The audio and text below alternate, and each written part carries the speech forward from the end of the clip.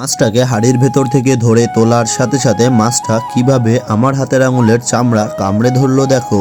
Hey hello everyone, কেমন আছো তোমরা সবাই? গতকাল রাত্রের একটি ঘটনা আমি তোমাদের সাথে আজকে শেয়ার করতে চলেছি। ঘটনাটি হচ্ছে গতকাল রাত্রে আমি, বাবা, ভাই, দাদা, এক কথায় সপরিবারে সবাই মিলে একসাথে খাওয়া দাওয়া করতে বসেছিলাম। আমাদের মধ্যে সবার আগে আমার ভাইয়ের খাওয়া কমপ্লিট হয়ে গেছিল, আর ভাই তারপরে ঠিক রাত্রি 11টার সময় এই আশ্চর্যজনক ঘটনাটি ঘটিয়েছিল।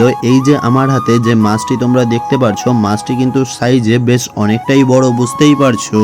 আশ্চর্যজনক ঘটনাটি হচ্ছে গতকাল রাত্রে ঠিক 11টার সময় খাওয়া দাওয়ার পরে আমার ভাই যখন আমাদের বাড়ির পাশে ধানের জমির কাছে বাথরুম করতে গেছিল, ঠিক সেই সময় আমার ভাই ধানের জমিতে বেশ কিছু মাছ দেখতে পায় এবং তারপরেই বাড়ি থেকে কোস্টার নিয়ে গিয়ে একা একাই রাত্রিবেলা এই মাছগুলো শিকার করে নিয়ে এসেছিল। হঠাৎ করে খাওয়া দাওয়ার পরে রাত্রিবেলা ভাইকে এইভাবে মাছ শিকার করে আনতে দেখে আমি না, আমার বাড়ির সবাই কিন্তু অবাক হয়ে গেছিল।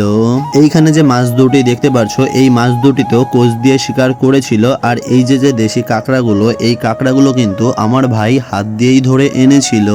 এত রাত্রিবেলা আর মাছ কাটবে না, সেই কারণে জল দিয়ে মাছগুলোকে বাঁচিয়ে রাখার কথা বলা হয়েছিল। কিন্তু কাঁকড়াগুলোকেও যদি মাছের সাথে একই হাঁড়িতে রাখা হয়, তাহলে কাঁকড়াগুলো কামড়ে কামড়ে কিন্তু মাছ দুটোকে মেরে ফেলতে পারে। সেই কারণে আমি একটি প্লাস্টিকের ঢব নিয়ে মাছের হাঁড়ি থেকে কাঁকড়া দুটোকে আলাদা করে ওই ঢবের মধ্যে তুলে নিয়েছিলাম।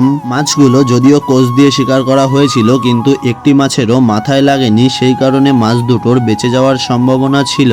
আমাদের এইদিকে আমরা তো এই মাছটাকে সবাই ল্যাঠা মাছ অথবা চ্যাং মাছ বলি, আবার বাংলাদেশের দিকে অনেকে এই মাছটাকে টাকি মাছ বলে। তোমাদের আঞ্চলিক ভাষায় এই মাছটির আরো কোনো নাম আছে কিনা আমাকে অবশ্যই কমেন্ট করে জানিও। কাঁকড়া দুটিও যাতে ভালোভাবে বেঁচে থাকতে পারে, সেই কারণে কৌটার মধ্যে কলের থেকে কিছুটা জল দিয়ে কৌটাটি আমি বাথরুমের ভেতরে ঢুকিয়ে রেখেছিলাম, কারণ কাঁকড়ার কৌটাটি বাইরে রাখলে রাত্রিবেলা কাঁকড়া দুটিকে শিয়ালে খেয়ে ফেলতে পারে।